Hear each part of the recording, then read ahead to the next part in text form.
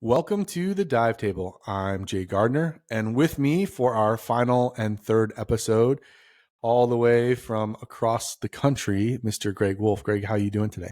I'm good, man. How are you? Did you go and watch any Indiana Jones movies between our last episode and this one? No Indiana Jones though. But my wife and I are rewatching Futurama because the new season came out on Hulu. That's one I never really got into. I mean, I was big into Simpsons, big into Family Guy. I liked American Dad. And then Futurama, I just never, it never bit the bullet there, or whatever you want to call it. I never took the bait. I'm a little offended. Are you? No, but it's a funny show, and the cultural references they make it for easy watching, and we don't really pay too much attention to it, but we wanted to binge watch all the new episodes when they came out instead of just waiting. So we're just redoing the whole series. Nice. So for context here, I don't know if this is shareable or not, but I'm going to share it, and you can edit it out later. But your wife is pregnant with your first, right? Yeah, So very exciting. That's super exciting. And the reason I bring that up is because when my wife was pregnant, I had a realization the other day, literally 2 days ago, that I'm almost going to be a parent for a decade, which is a crazy thought. Like, I have a year and a half until I've been a parent for a decade, but still. But 10 years ago now, 9 years ago, however you count those times, my wife was pregnant as well with our first, and she unfortunately got put on bed rest for the last 4 or 5 weeks of the pregnancy.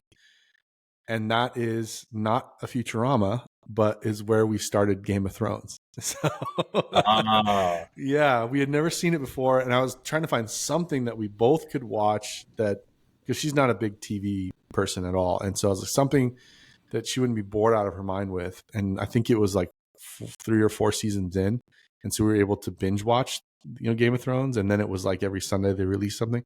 So that was when my introduction to Game of Thrones came in, and it was pretty epic at the time, and we followed it all the way through the end. Mm-hmm. Yeah, Did you watch that one? Love Game of Thrones. Yeah, Okay. I still got to read the books, but House of Dragons was really good too. That first season. It was. So which house do you side with in all of this stuff? Oh man, House Stark, I guess. I mean, they're the classic good guys, Yeah, everybody loves them. Can be, yeah, Yeah, can be taken that way. So I mean, I don't know. I'm not too much of a Game of Thrones person. I grew up with Star Wars. Star Wars was my big thing. All right, that's fair. Well, with that being said, as we've roamed around the galaxy from ancient times, Futurama, and now Star Wars, for this episode, you had the cool idea of thinking about and talking about ecotourism. So, do you want to set this up a little bit? Where is this coming from for you, Yeah. and why are you interested in it? So ecotourism, or just sustainable tourism practices in general, it's a huge part of the diving industry that I don't think gets a lot of publicity. And I wanted to talk about this a little bit and explore a little bit of it because of how much we can actually unpack and see what there actually really is to talk about with it. It's not something that's really discussed often amongst divers, and I think it's a really cool topic to explore. Yeah, it's kind of a kitschy thing. Like, it's either a marketing ploy, or like you're on the boat and use this sunscreen for to be eco-friendly type of thing. Mm-hmm. It's not really a thorough line of like a purposeful eco-friendly or ecotourism based trip. It's more of a sideline or a marketing thing in the diving industry sometimes, which is, I think it's cool to talk about. Very true. I mean, if you look at the tourism industry, people are not really paying attention to sustainability efforts when they're on vacation. They don't want to go on vacation and have to worry about their impact on wherever they're visiting. They go for a good time, not to feel bad and be on edge about how they're actually contributing to the environment that they're in. So, as far as sustainability efforts and ecotourism go in the dive industry, it thrives on tourism, and we can't ignore our impact as visitors into the underwater world or even other nations. And it's a make a big impact. We can't ignore it. Really, it's what our industry thrives on. So Yeah. Yeah. You go to any dive industry trade show, and I mean, this is my back of the napkin guesstimate, but somewhere between 40 and 60% of that show is tourism, is tourist destinations, right? more than Boats or, yeah, probably maybe even more than that, right? So, yeah, it's a huge piece of our industry in general. And I think bringing more awareness around ecotourism and what it actually means, that it doesn't mean go feel guilty, right? It can mean something different. I think is a cool episode to do. So, and very aligned with, I think, the purpose of this podcast. So, this episode, I think we're going to do a little bit differently. Usually we kind of do a 3-part episode and set things up. But this one, we wanted, Greg and I were looking at how do we approach this? And we found on, from the United Nations, World Tourism Organization, super interesting organization if you haven't yet went and discovered that. But they had a very specific definition of ecotourism. And we thought it'd be interesting to kind of take that definition step by step. There's 5 parts to the definition. We'll take it step by step and look at, step 1 and how that applies to diving, and maybe where, we're doing well, and maybe where there's room for improvement, or stories that we have, so on and so forth, to really explore this from an angle of larger than scuba diving, but then localized to our impact as divers, as we travel, as we go underwater. So we're super excited to do this episode. And you ready to jump in? Yeah, let's roll. All right. So let's start with this United Nations World Tourism Organization, the UNWTO. And they have a very specific definition of ecotourism. And they kind of define it in 5 parts. And this has been something that's been, I think, developed over time and is agreed upon at a global level, at least from the United Nations perspective, of what ecotourism is. So the first component, they say, the first characteristic, and they have 5 of them, like I said, of ecotourism in their definition is this, and I'll read it verbatim. The first characteristic is all nature-based forms of tourism in which the main motivation of the tourist is the observation and appreciation of nature, as well as the traditional cultures prevailing in natural areas.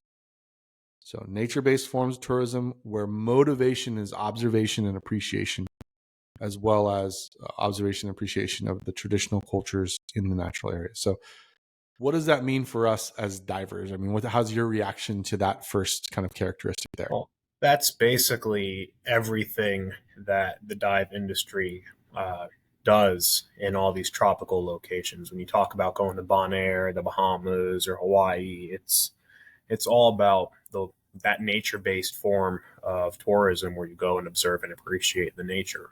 So snorkeling, scuba diving, reef walks, glass bottom boat tours, that all contributes and adds up to coral reef tourism. And it makes up a big industry for a lot of these smaller, less economically rich nations. These poorer nations, they thrive on a lot of these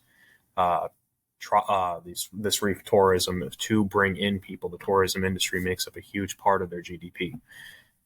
So going there as a visitor and contributing, when you go and look at these nature reserves, that's what you're doing. You're going out there and contributing to a form of ecotourism. Yeah, I find in this definition, this first characteristic, the word motivation to be really interesting there. And motivation is hard to measure, right? In the sense that, there are multiple motivations that we might have to do something. But I think the motivation of us as an industry, as divers, when we travel, ought to be, and I think for the most part is, observing and appreciating that nature that we're in, right? Mm-hmm. I think there is some layers there. Certainly there are people that, the motivation may be different. Maybe the motivation is, we talked about treasure hunting before, or, actually, it's fishing. They've got in Florida the big lionfish hunts, which there's a debate about, is that good or bad? And the argument prevailing right now is it's good because we're the natural predator to the lionfish, or not natural predator, but we're the only predator to the Yeah, lionfish. they're It's an killing the rest invasive of it. species. Right. But again, there's a question there, right? The motivation's a little bit, is that to go kill the fish, or is it to preserve the environment? But I think the word motivation linked back to observation and appreciation, I think that's where you get back to, like, are we able to truly appreciate those locations for where they are? And it kind of ties into, do we understand the way that a coral reef is formed? Do you understand how that geological formation that we're looking at in a cave happened? And that to me, what, at least for me, when I'm educating myself a little bit more about where I'm diving and the natural ecosystem that I'm going to be a part of, then the appreciation level goes up tenfold, 20-fold, whatever it is. I mean, I was looking at some video of a friend of mine going through this French cave, and I mean, it's a totally different looking cave than what you'll see in Florida or what you see in Mexico.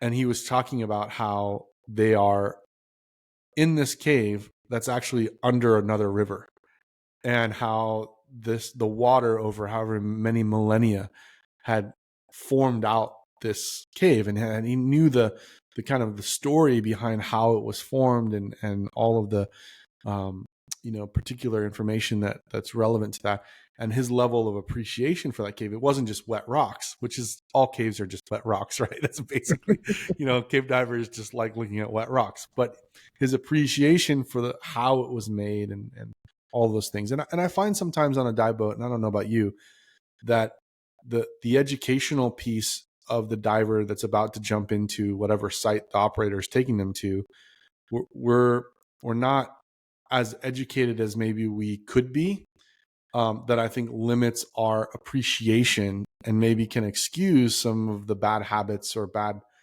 things that we kind of get ourselves into. I think we'll get into later in this episode. Oh yeah. For the appreciation side of it. So anyway, I guess the argument I'm trying to make is that the more knowledgeable we are about the environments that we're getting into, the higher level of appreciation we can have for that experience. And I think that ties into our motivation. Like, if our motivation is truly not just go look at pretty things, but to appreciate that nature, then there's also maybe a level before we even get on the plane where we're trying to understand that reef system, or the species that are unique or endemic to that space, or even the time of year has an influence on what you're going to see, and that levels a lot of the appreciation to a greater level in my mind. Yeah, no, absolutely. From even a biological perspective, outside of the coral reef, all of the fish that live on it, there's so many different species out there, and how they interact with the ecosystem as a whole. If you don't begin to appreciate the small cogs in the machine that make it run well, then you're not going to have a very clean burning or optimal machine. And it's the same thing with an ecosystem. If you take bits of it out, you're only hurting the whole system. The whole system becomes jeopardized almost when you start removing bits of it. So having an appreciation for the ecosystem and the environment we dive in definitely adds to the experience. Yeah.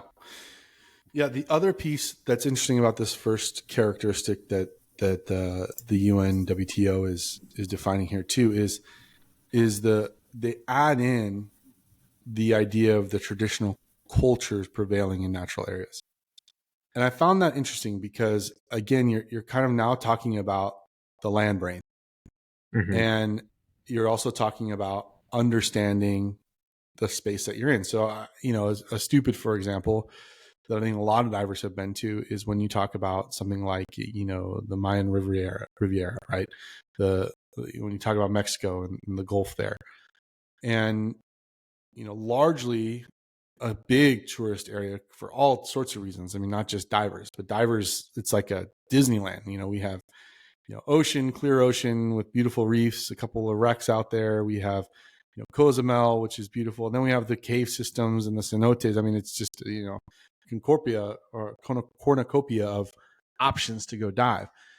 But that area is also a huge tourism area because of the Mayan temples, right? And the Maya that lived there. And even the names of a lot of the locations are still in Mayan.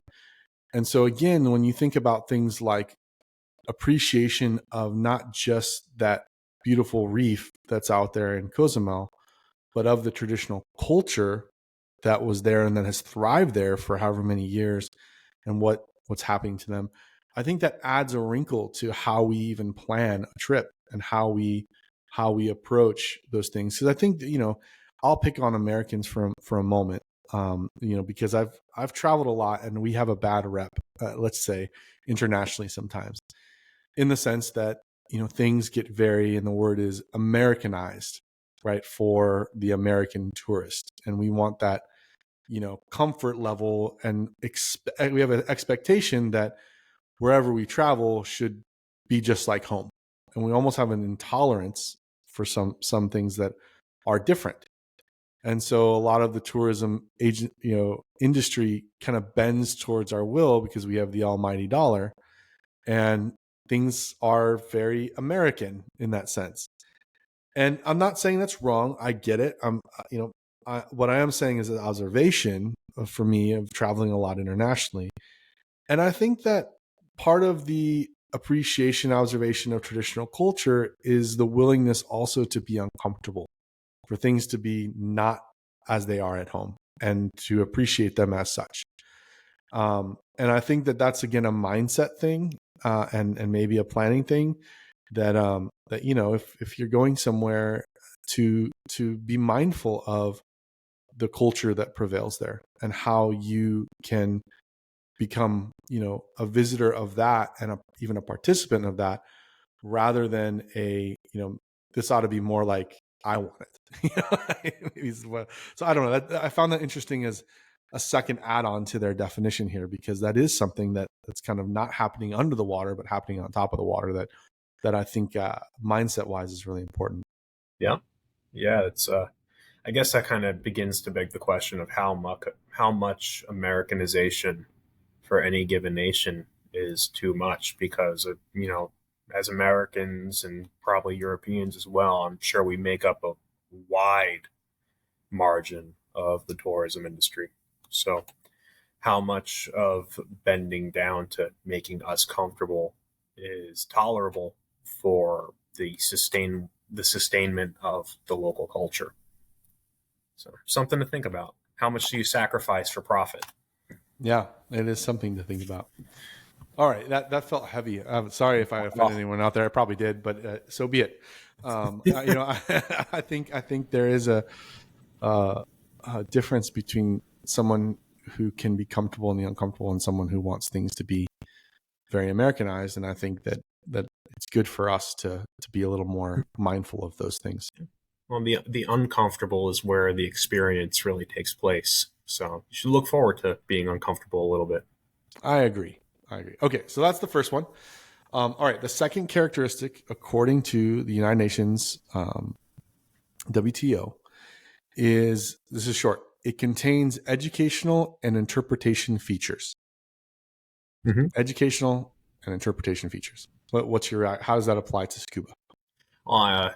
If you look at the diving industry, especially in your open water classes, it's not really too talked about environmental concerns we have for diving. We do talk about the environment and being neutrally buoyant, how we don't want to touch the coral, or just silt up the dive site or whatever it be, but it's not really discussed in the same way that you would in follow-up education, or even when you get on a dive boat and you're taking a boat out to a coral reef in Florida or Bahamas, and they say don't mess with the turtles or don't touch the coral reef. Why is that stuff not really emphasized more in open water classes if it does have such an environmental impact and a long-term impact on the economics of the industry itself? I pulled up some statistics from Scubanomics, which is a little website that kind of goes into the economic statistical play of the diving industry.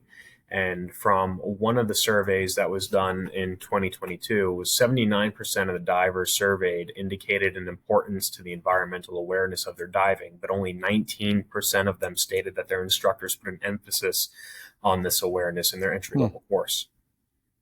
That's an interesting little tidbit there. It's less than 1/5 of the diving instructors actually emphasized environmental awareness in their open water class. Interesting. Yeah. So if another one was 86% of scuba diving instructors surveyed judged environmental awareness to be an important topic, but less than half of them said that their training agency emphasized environmental conservation in the industry. 64% of them were self-taught, most of that information coming from books. Yeah, I think it's interesting that the role that a training agency plays here, because I don't think it's fair to put the onus on the training agency to also be the ecotourism source of truth, right? I think that there's because there's so many diverse ecosystems that we get into, right? And that the agency itself has to kind of absolve itself, because you could be, like in Texas in a lake versus, Mexico in a coral reef versus where you're at underneath a boat, somewhere. So there's how do you account for that? And it would be, your open water would take you 7 years to complete if you have to account for all of that. I think that where the agency is accountable is two things. One, I think is using it not as, I feel like oftentimes it's not tongue in cheek, but it's kind of not, it's just said for the sake of it's being said. It feels like a cover your ass type of thing, rather than an emphasis of, look, we are going into the wild. And I don't think that is emphasized enough, because there's this idea in a lot of the big box scuba that, we want to make it super unthreatening, and, because we need to grow the diving industry. And so we need to, basically sugarcoat everything. Everything is sugarcoated in those big box agencies. We don't mention the word, death. To me, that's stupid, because you're not giving people a reality of what they're doing. We are going into a wild environment where we are not, as human beings, equipped to be without some sort of equipment, and anything can happen in that wild. And what we do in that wild environment has an impact on that wild environment. In a national park you go into, and there's a set of rules, right? And regulations and permits, and, and look, don't screw with the bears, because they will do X, Y, and Z to you, right? People have died on this trail, so stay on the trailhead, right? And so there is a responsibility that even the national parks take on, because you're in that wild environment. So I think that there is this issue of, we've traded some of the reality of what we're doing in the training aspect of it for, we want it to be super approachable and easy, and seem like it's just like, going for a Sunday stroll in the park, and it's not. And so I think that's one area that I do think that agencies, if you're listening to this, can examine and say, are we actually preparing people to be in the wild? Or are we sugarcoating things too far, where they don't realize the relationship between diving and the environment that we're going to do this in? And then I think the second thing that I would kind of hold our agencies and our training more accountable to is from the viewpoint of choices we make in the way that we approach our hobby or our recreation. And so I know for me, you're kind of like this is hard, because there's a whole side of the business that then is tourism. So book a trip with us, right? And la. But I think also understanding the relationship between what we said in number one, the appreciation of something, by understanding the ecology of it and the history and so on and so forth. That's an area, again, that we can better prepare divers for. And I think that it all comes back down to the biggest portion, which is, making open water just too darn fast, right? And too much, it's too fast, too equipment focused, and not enough on the diver's mindset, the diver's readiness to approach a wild environment. And I think that all of that has been done to try and get more and more people through the front of the funnel. But then the back end of that is, well, our biggest problem in scuba is retention. And that's because we're not preparing divers to be in this environment, to appreciate it from an educational perspective, because we're rushing them through their open water. So, or at other trainings as well. It takes 3 days, and now here's your advanced card. I think that contributes to the lack of retention, because we don't get full appreciation of the activity we're actually undertaking. So there's my little a take on how the educational interpretation features that agencies have to play in preparing divers to actually go out into these environments. No, I'm right there with you, and I think that was very well said. Your point that it's not entirely the agency's responsibility to cover every single little environmental nuance of what they go into is a really interesting point too, because taking your example of like the parks and staying on the trails with the bears, it's the same thing when you get on a dive boat to your destination, is that you get another brief of, hey, stay off the coral, don't stick your hands out and try and put your finger inside of a shark's mouth, don't touch the sea turtles. And those all make really good reminders, but you see people who are still, it doesn't quite grasp right there at the very moment before they jump in the water. So I think emphasizing our interactions with nature in the classroom before these students even get on the boat will do much more to solidify the idea in their mind without having to add on all that extra stress of remembering that whole dive brief right before they get in the water, especially for newer divers. But it's true that the dive industry's main concern right now, aside from the environmental factors, is retention. And those 3-day long courses that do so little to prepare divers is not only bad for the industry as far as retention goes, but it's also bad for the environment. There's a couple studies that I had pulled up here as well that talk about divers and our interactions with the ecosystems and the coral reefs that we dive on. And one study that they did in the Philippines was that they shadowed 100 divers of varying skill levels, anywhere between total beginner to about 100 dives.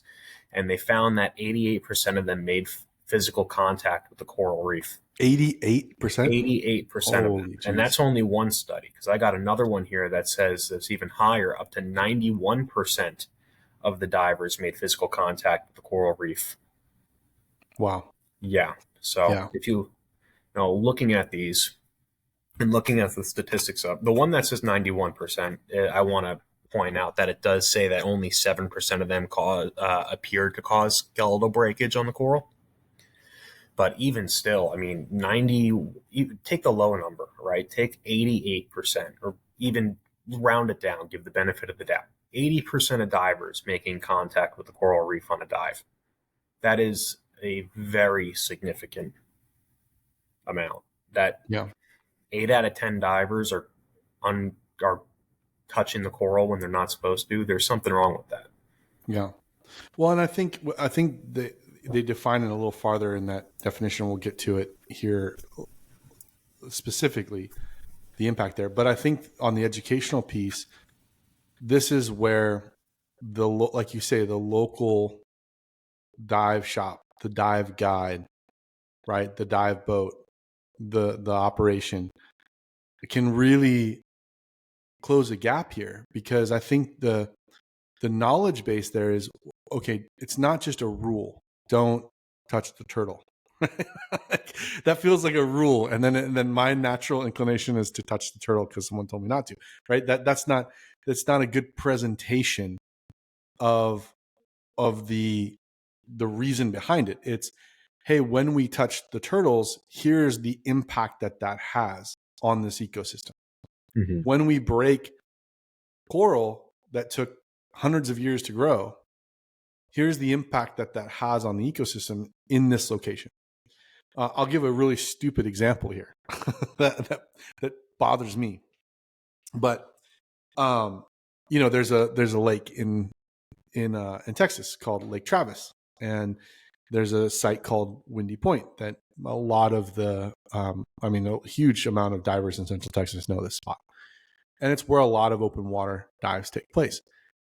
And one of the practices that has kind of happened there, because there's a little shop. It's not really a shop; it's a stand. But you check in, you pay to go in. They have some, snacks and Gatorade, and all that.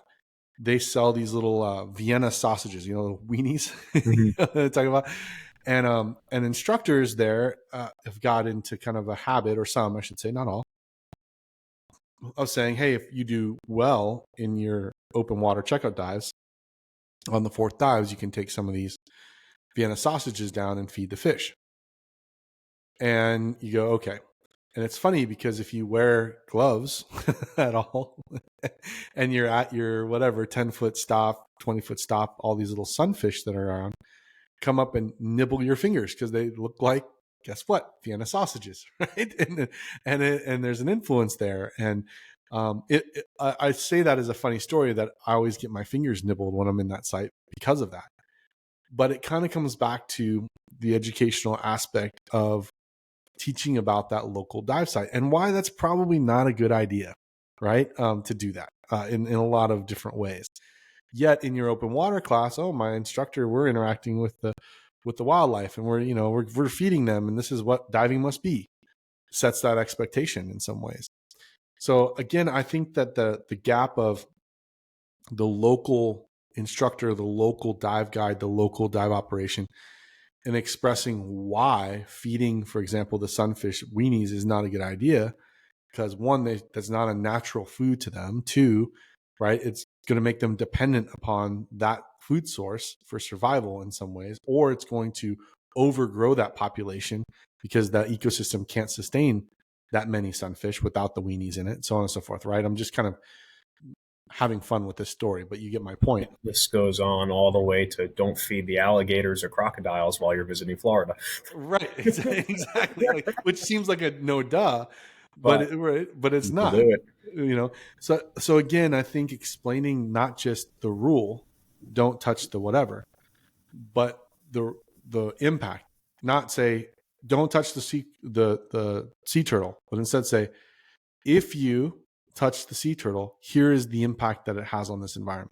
Mm-hmm. And I think it's a good question to ask. Does the person giving the dive briefing on the boat actually know what happens? And if not, that's a gap of education, right? Yeah, absolutely. And I don't think anybody who jumps in the water to go diving to explore the reef and experience the reef is looking to do damage. I think it really just does come from an innocent ignorance out of it. And that's where that education, that gap really comes in. And as leaders of the industry, the leaders of the industry really are the agencies. They're the ones that run the whole show. So what steps do they take as far as just that general education goes? Because you can have, like you said, different environments. You don't need to talk about caves in open water class, but where do most of your open water divers go? They get certified and then they go on vacation to these tropical locations with coral reefs and sharks and dolphins and turtles, and there's no emphasis on the amount of potential damage they can do if they don't take their training seriously and their skills seriously. So that's something that I think when they were taking these statistics about how many of the instructors think that the environmental awareness portion of the courses are and how little it's actually talked about, I think that's where that gap really comes from, is why aren't the agencies discussing or changing their practices to make divers capable of not destroying the reef?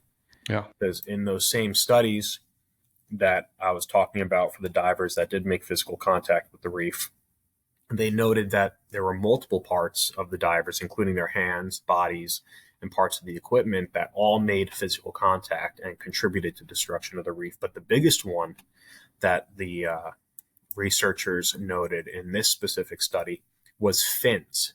And that's something that you and I both know is why are fins the biggest contributor? What about the divers' training is making it so that fins are constantly being an issue for the preservation of these reefs? Yeah, let's pocket that one for number 4 on this list, because I think there's a lot to say there. That's a good tee up. It's a good tee up. All right, let's move to number 3, and then we'll get to number 4, because I think there's a lot to say there. So number 3, I think, is a well done. But number 3, according to the UNWTO ecotourism definition, the third characteristic is it is generally but not exclusively organized by specialized tour operators for small groups. Service provider partners at the destinations tend to be small, locally owned businesses. And I can just say off the top, most all of our local dive operations, or dive operations, depending on where you are typically fit this category. I mean, they're even the big ones still are small, in comparison, locally owned businesses. Yeah, in comparison to other things. So I mean, I think, yeah, usually organized. But I do think the only point I'll make here is that when you go to a destination like this, there are options, and I see a lot in questions from divers, whether it be social media or questions I get and things like that about like, hey, I'm going here. Any recommendations on operator? And I think we can be a little bit more discerning in trying to figure out which operators, if this is important to us, ecotourism is important to us, or have these practices as part of their operation. And they're not just, marketing employees, but are really practicing these things and in how they approach that environment. And that can be hard to find out. And you can be hit and miss, where you think you've nailed it and it's not the case. But I think that's a consideration that we as divers that are traveling somewhere can add into the mix, or our expectation is to have an eco-friendly, quote unquote, whatever that means, right? Fitting this definition, but eco-conscious operator taking us somewhere, rather than, someone who isn't thinking about those things. And that's where, your vote is your dollar and your vote is your time in some ways. So that's my only 2 cents on this third point, is I think that there are some discernment pieces we can use. Yeah, and the number of the local operators and their practices definitely contribute to ecotourism. Just discussing what we were talking about earlier is what kind of briefs are they doing on the boat? What rules do those local operators have that aren't necessarily required by law? Because a lot of the coral reefs, for example, will get like resting periods between seasons to help them kind of recuperate and recover. Do the local laws require you to not wear gloves, like in some destinations, because they believe that will help deter people from wanting to touch the reefs? And so are those dive operators enforcing those laws or those rules, or is maybe that's not a law in the country you're visiting, but the dive operator requires you not to wear the gloves anyway? So little things like that can definitely make a big difference in the grand scheme of the welfare of the reefs that are being dived on frequently. Yeah, no. So like a super interesting anecdotally story, not really anecdotal story here, but a good example of this is the city of Tulum in Mexico. So I was there about a year ago, and I was hearing the story of how Tulum has just boomed, right, as a not just diving destination, but kind of a mindfulness and yoga and all these things combined into this mix of Tulum being this super desirable travel location. And I can understand why. I love that part of the world. But what's interesting is the infrastructure for the city of Tulum, and the area thereby, was so unprepared for that type of explosion that they were talking about the sewage system basically being overrun and causing all sorts of havoc on the water systems and so on and so forth. That tourism, over tourism was the phrase that the locals were using, is causing all these other downstream effects. And so again, do I want to go stay in Tulum because of all the amazing things? Yeah. But I also need to be conscious of the way that my stay there is impacting the local ecosystem. So I might choose, for example, to call up our friends at Under the Jungle and see if that room's available, right? Or to stay somewhere else, and not in the center of Tulum, even though that might be the most desirable spot for me. Or if I'm going to do that, to understand the impacts of it and how that particular hotel or operator is dealing with mitigating their impacts to that. So again, it's just a little bit of the, going back to number 2, the education, not blindly kind of like, booking something without understanding the impacts that trip could take. And it's not to feel guilty, it's just having some responsibility around it. So again, we have choices, lots of choices as divers in terms of the operators that we choose and the hotels that we choose to stay in and the food that we choose to eat and so on and so forth. And I think it's combining the education along with asking those questions can be really helpful to minimizing our impact in our travel to do what we love. Your story about the sewage systems in Tulum is a really good indicator of how just the volume of tourism in itself and the amount of tourists that go at any given time could be problematic, and how a lot of infrastructure is not necessarily prepared to deal with the environmental impact of having so many people. We trash, we use toilets, we eat food. It all produces some sort of waste or takes away from another environment or infrastructural setting in some way or another. So yeah, and there's a chicken and egg question there, right? Too. It's like you can't really point whose fault is it. Well, the city of Tulum should have seen this coming and should build better infrastructure, or tourists shouldn't travel there, or you have this kind of like, it's not about pointing the finger of who to blame in that sense. I think the bigger point here is to understand that influence and then react to that.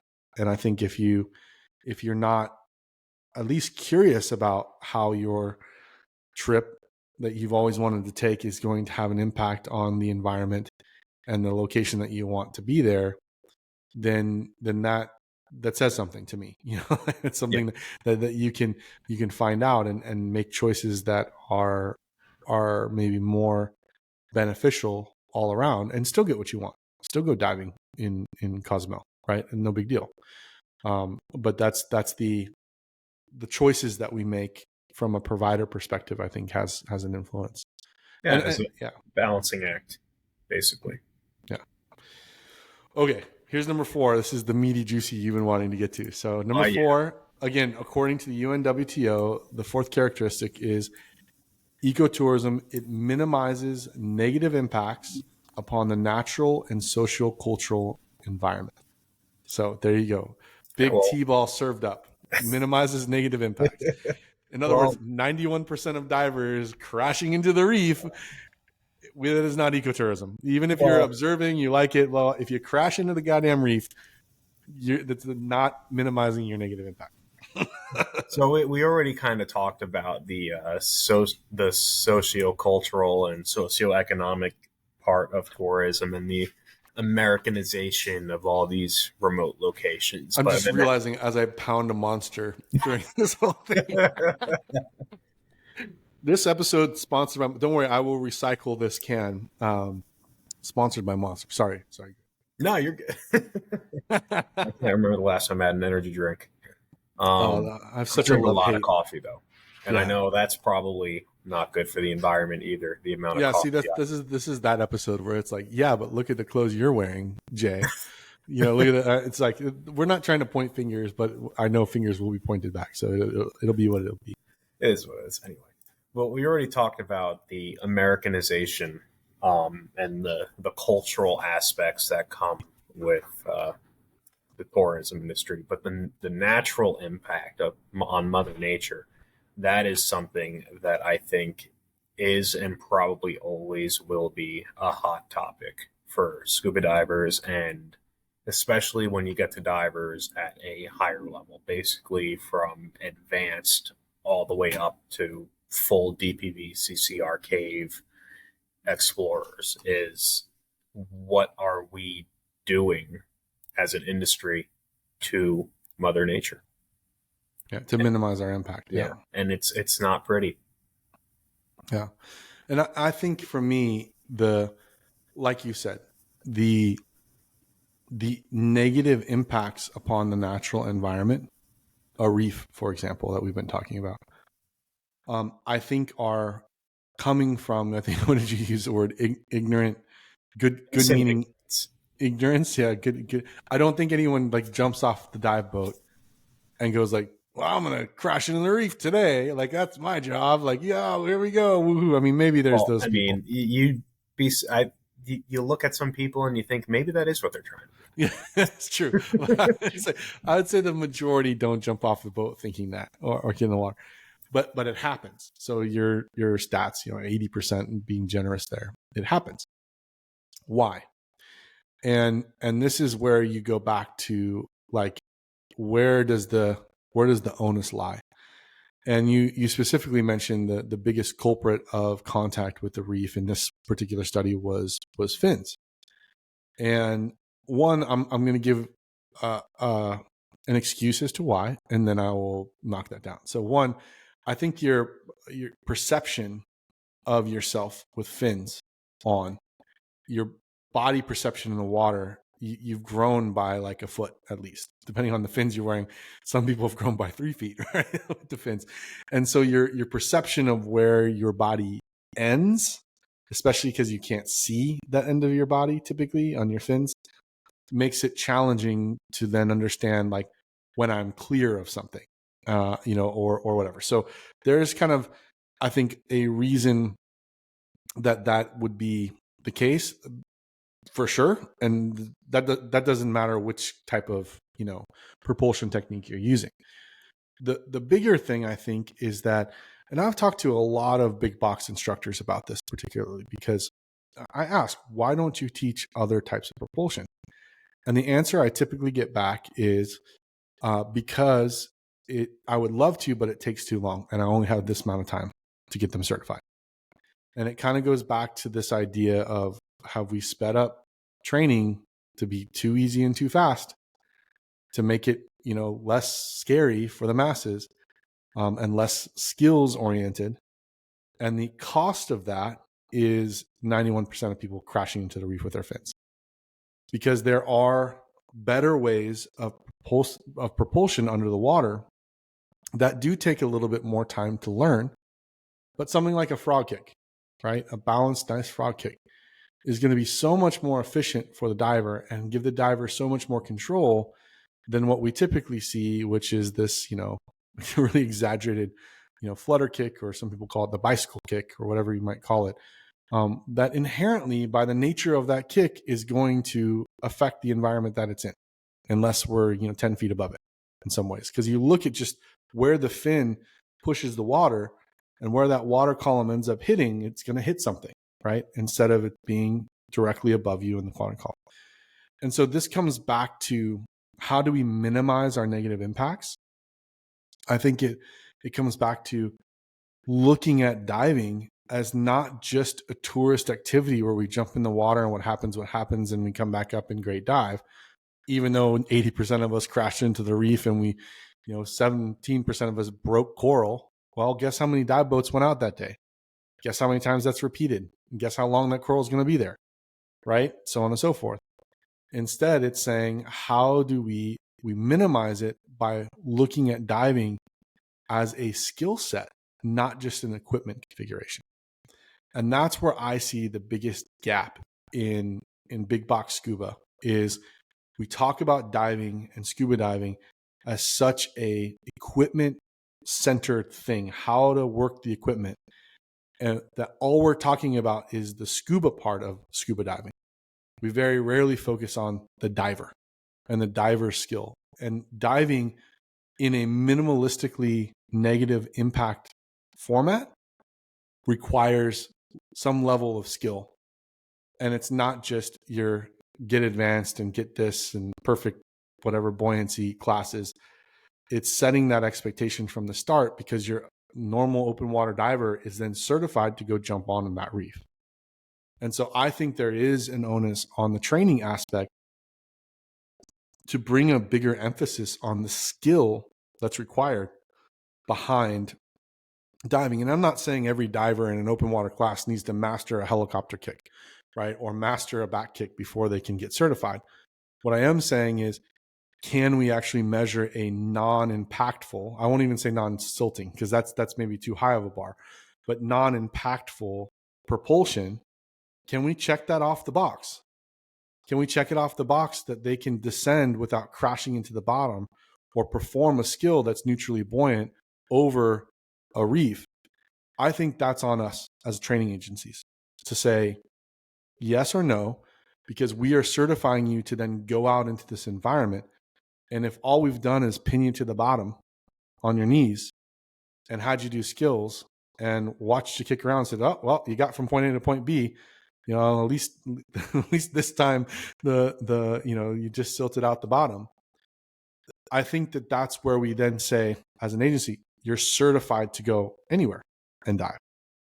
And that's where I think we have some responsibility in looking at the skill set required, the motory skill set that's required of the diver to be less impactful to the environment that they're in. So that's my soapbox for the day. Against many, but I do feel strongly about that. And so what if it takes a little bit longer, right? That's better for the environment. It's better for the diver. It's better all around. The only thing it's probably not better for is the bottom line of the profit, because you can't put as many people through as fast.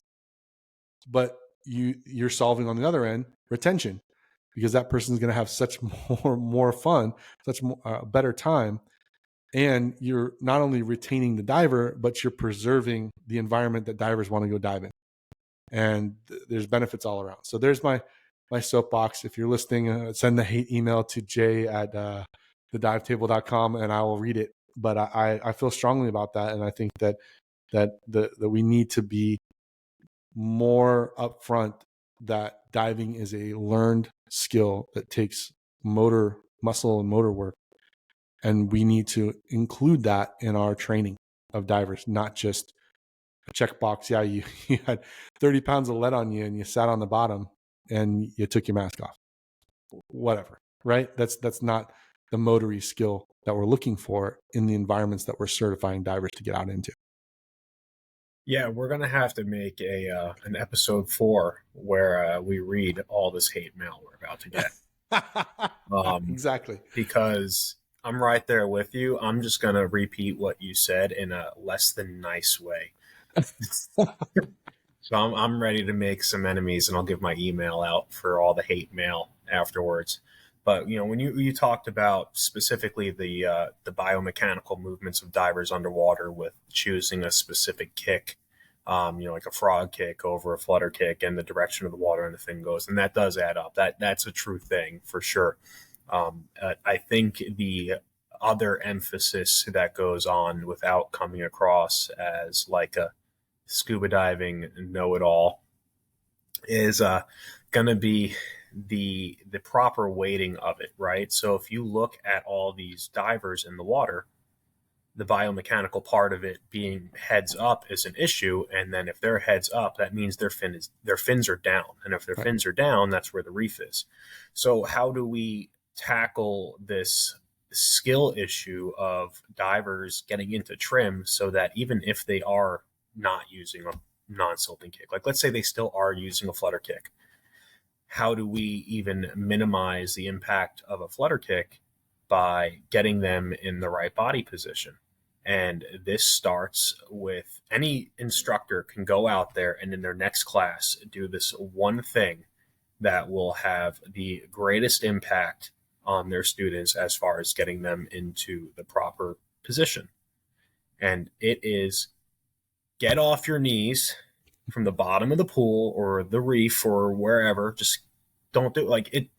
You talk about having a time frame of having your students having to push students through at a certain time, but you don't really need to impact that time frame by getting them to lie down on their stomach and taking 30 seconds, being like, okay, try and do this neutrally buoyant. Because even if you're in 3 feet of water and they crash into the bottom of the pool, or they pop back up to the surface while trying to take a regulator out of their mouth or trying to clear a mask, you're setting the foundation for better skills, and you're setting a foundation for good habits. So that's it. I'll take my hate mail. That's it. Just Yeah, get off the bottom. it's such Yeah. a simple solution that I really do believe will go a long way. Yeah. Is even if you don't have the time to do the real hard work of getting your students neutrally buoyant, set them on the path that will help them build good habits. Yeah. And I mean, okay, let's just imagine a world where we had the scuba police, which we don't want, but I'm just saying imagine a world. This is a good way to think about that as an instructor. Is let's just say that your student is one of the ones that, of the 17% in Greg's study, that broke the coral. 7%. And there's a fine for that. And they go and look at the C card and say, well, who signed you off as you're ready to be in this environment? Oh, it's Greg Wolf. Greg gets the letter in the mail. Hey, your student so-and-so broke this coral, and it equals this amount per year that coral was alive. You're now fined X amount of dollars. I guarantee you, in Greg's next open water class, he's thinking about not getting that fine. Now, I'm not saying that's fair, and I'm not saying that that's the way it should be. That's definitely not the way it should be. But if you take that level of responsibility, because you are the certifying instructor, you are the one, not the agency, you are the one as the instructor that says, yes, this person's ready to go dive in 60 feet of water wherever they want to, because that's what that card says. Are they ready to be in a sensitive environment, or any environment that they could break stuff? Or are you certifying them? I am certifying you to be able to go in 60 feet of water as long as you kneel on the bottom and don't swim. That's a good question, right? Well, And there is a liability to that. There is that potential for the fine, because if you look at the quality of the training for the diver that is causing these environmental impacts, think about how much more dangerous that type of diver is to themselves or to others from a safety standpoint about accidents. yeah. So Yep. by taking shortcuts in your training, you're not only damaging the environment, but you're also setting yourself up to be sued in the future. Yeah.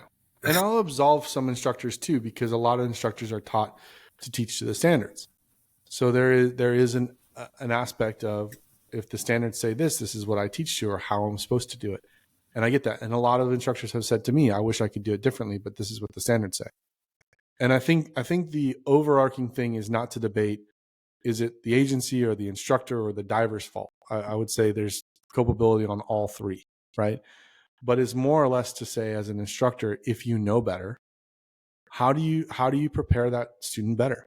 And yeah, it may be outside of the small amount of time that you have, but ultimately your name goes on their card, and you're saying this diver's ready. And I think for me, at least as an instructor, I take that pretty seriously, because I think that I want to preserve the environments that are out there. And I think that I have a role to play in not only myself minimizing my negative impacts as a diver, but the students that I work with and that I certify also minimizing their negative impacts. And there's an exponential growth factor to that. That if we all just took that view, regardless of what the standards say, right? If we take that accountability, it helps a little bit. And I know that, I'm not trying to point fingers at instructors and call them, that they're causing all this, but I will say there's a different path. And I think that it's hard to step out on that path sometimes, because it's outside of maybe what you were taught or outside of what the standards say. And my encouragement is, again, to look at kind of the bigger picture, which is, hey, we all want these sites to be there for at least the rest of our lifetimes so that we can go diving on them. And they won't if we continue to produce divers that crash into coral reefs and break them. The coral won't be there, grow back in our lifetime. And that's the hard part.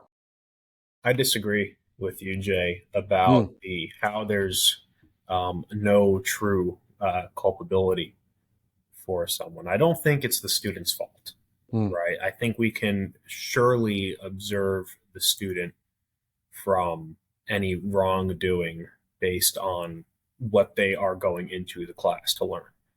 But there has to be some level of responsibility that takes place.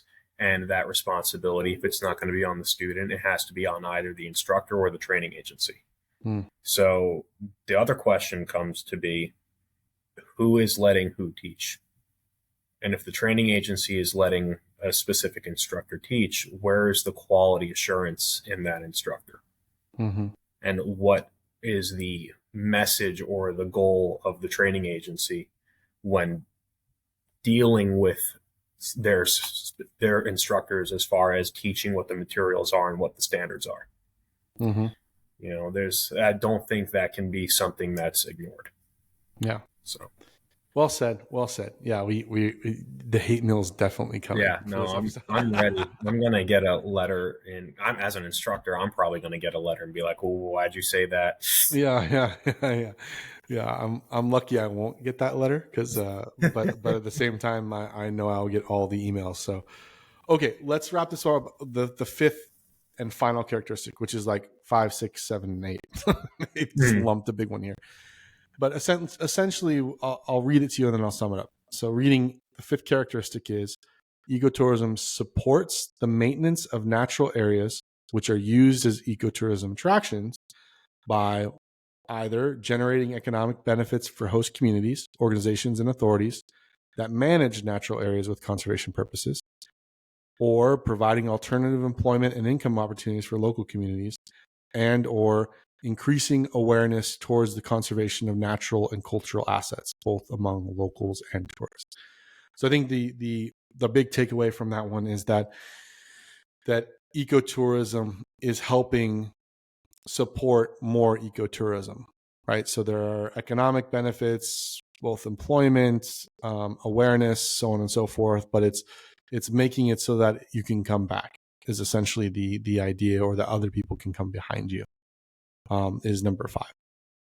Yeah, yeah. It's I mean, ecotourism in and of itself isn't a bad thing. I know we really focused on a lot of the negativity in this. But if you look at like the positive, the Bahamas, they make $8 billion a year from 11 million different tourists that come in, and that's just on reef tourism alone. That doesn't include all the beaches and the resorts and everything. So there's a huge economic factor that does benefit the local area as far as tourism goes. Yeah, and I think that diving does a pretty good job, at least in word of mouth, Mm. in the increasing awareness of great dive sites. I think maybe we can add to our conversations that we share. Like when I call you up and go like, dude, I just had this amazing dive at this place. You got to go dive this place, or we got to go do it together. That there's also maybe a bend towards the rest of this, which is here's the educational aspect of it. Here's why it's, important for conservation. So, I mean, I think the word of mouth stuff is really well handled within divers, and obviously there's more well-known places than others. But that increasing awareness towards the conservation of natural and cultural assets, I think, is something that we do well already, and maybe could even enhance a little bit if we're able to add in the conservation perspective to that. I think would be cool. But ultimately, like you said, I think that there's a lot of economic benefit, and a lot of employment opportunity and so on and so forth that gets developed from scuba divers traveling. I think that we can have our cake and eat it too, that we can do those things and still preserve the dive sites that we want to dive on, and not, destroy them for future generations. And I think that comes back to, maybe to wrap up what we've been saying all along, which is, the entire kind of stack, from agency to training to diver, of including, hey, we want to minimize the negative impacts of what we do, and so we need to be educated on how we impact the environment, both on the surface and below the surface, and how our skill sets can improve to better preserve that environment. And I'm not saying everybody needs to have, a cave level control of their body underwater. That would be great, because I know for me, my enjoyment goes way up if I'm in control, right? Whereas if I'm not, and I go cruising past the thing I want to take a picture of without being able to stop, it's frustrating. That's a personal thing. But if you extract that out into more of a global view, when we're able to increase our skill set in order to minimize our impact so we can come back and enjoy that spot time and time again, that benefits everybody. And that, I think, is if you're not experiencing that type of training or you're not getting what you need from that instructor, there are lots of other places to turn. And I'll leave it at that in terms of, but if you're not learning how to be neutrally buoyant, and like I said, you don't have to be in perfect buoyancy control within, 6 inches and all the things that get thrown around in terms of, my style of diving, DIR, and what's required for you to become an instructor there, right, is pretty stringent. But instead, in the sense that, hey, I am able to be in control. I've built my skills enough up to be able to be in control and to not be a nuisance to the environments I want to dive in. I think that's maybe the bar. And that is a mindset thing, a skill set thing, and a training thing. And I'll be frank that I believe scuba diving is a skill. You remove all the gear, there are body mechanics involved in being a safe diver, not only for yourself and for your team, but for the environment that you're diving in. And if you don't have that skill, or you haven't been shown what that skill looks like yet, that to me is on you, because it's readily available to find on this crazy thing called the intrawebs. And there are tons of instructors out there that are willing to teach that type of skill, I think. So I'll leave it with that. Now that we've beat everybody up, agencies, instructors, divers, no one, including myself. Yeah, no, I can beat myself up too for it. But I mean, like you said, if you're not aware of the alternative, the better way of doing things, the ability to find instructors and information about what you should look like in the water and what you should be doing in the water, you got to live under a rock. I mean, it's on Facebook, it's on Instagram, and I mean, even the Instagram influencers, some of them are still kneeling and doing all sorts of stuff that's just building bad habits within the industry. And it's rough, especially if you're coming from the outside and you don't know. Yeah. And I don't think that skill's hard to build. Not at all. No. I think it just takes some time. Like you said, it doesn't have to be perfect. If it was easy, then you wouldn't need instructors. Yeah. It's true. So we as instructors are there to teach and guide. And if the instructors that you've been exposed to that are not guiding you in a way that will make you better, then at that point, they're really just stealing your money. Yeah. All right. Well, this has been good. So shout out to the UNWTO for their definition. And I think we've beat a little bit of everybody up today, which is great. And, I think that it's not a matter of guilt. It's a matter of awareness, which is the goal here. And I think it's also a matter of facts. I mean, if you don't even need Greg's statistics here if you open your eyes on a reef dive, the next reef dive you take, you'll probably see the same thing. And so again, does it pass the eye test? And I know I've been on a lot of dive trips where you jump in the water and you just see it, and it's sad. And I don't know what to say when I'm back on that boat.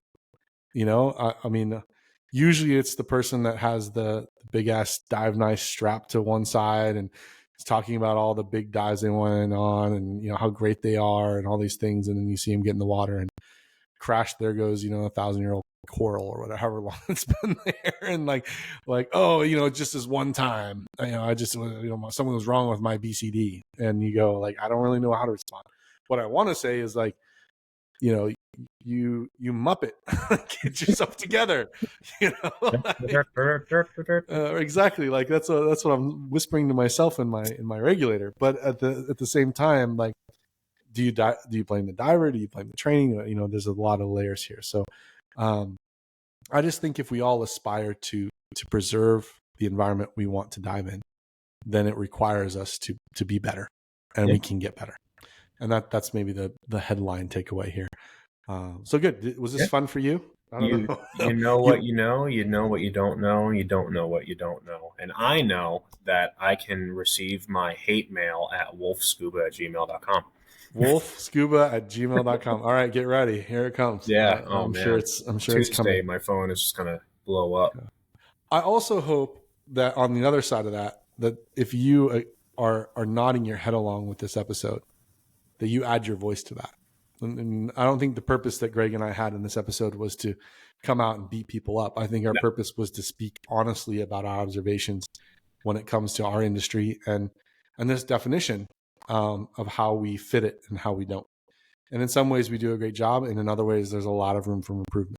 If we truly want to be stewards of the environment and the wild that we're diving in, I think that there's both good and room for improvement. So well said. That fair enough, Greg? Yeah, I mean, like you said, I'm not trying to beat anybody up. I genuinely love this sport, this art style, and this lifestyle that we all take part in. And so, if this is hard news for some people to hear, I understand. I get it. The only thing you can do is move forward. And if you're already on the path of righteousness for environmental conservation, then keep it up. Yeah. And let us know, because we'd love to support you.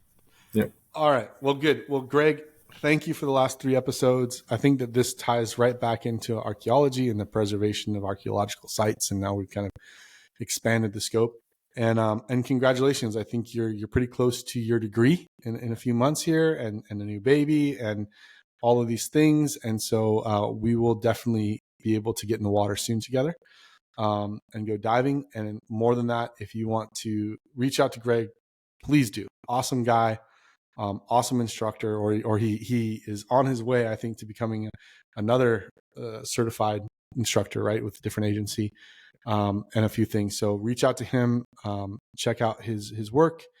And if you have a job that you just, around underwater archaeology, I think Greg would like to hear from you, right? I do. I would very much like to hear about that. Yeah, so it's maybe making sure that the sewage pipes are well documented in Tulum. Call Greg; he's got it. No worries. Please don't call me. No, hopefully I can get away from scraping boats and anything sewage water related. Yes, that's my goal right now. Good point. That's a good goal. Well, any parting thoughts, Greg? Again, just wanted to say thank you for being on the show and for the last 3 episodes. Thank you for having me. And I really enjoyed our couple of episodes of learning together and discussing all sorts of cool stuff. So thank you. Yeah, absolutely. And I'm sure this will be one of many to come, I'm sure. So thanks again, Greg. And if you enjoyed this episode, make sure that you subscribe wherever you listen to your podcast, whether that be Apple or Spotify or iHeartRadio. Subscribe so you get notified when new episodes drop. And if you want to see what Greg and I look like, if you've been listening to only the podcast audio version, happy to say that our YouTube channel is up and running, and producer Daniel has been posting lots of different clips. So you can see the fact that I have a face for radio and that Greg has a face for podcasts. So you can kind of see what we look like and what this episode looks like when we record it. So that's a YouTube at the Dive Table. So YouTube, I think it's / at the Dive Table, or however that works with YouTube. So you can check us out there. Thanks again out there in the Scubaverse for joining us, and we hope you come back for the next episode of The Dive Table.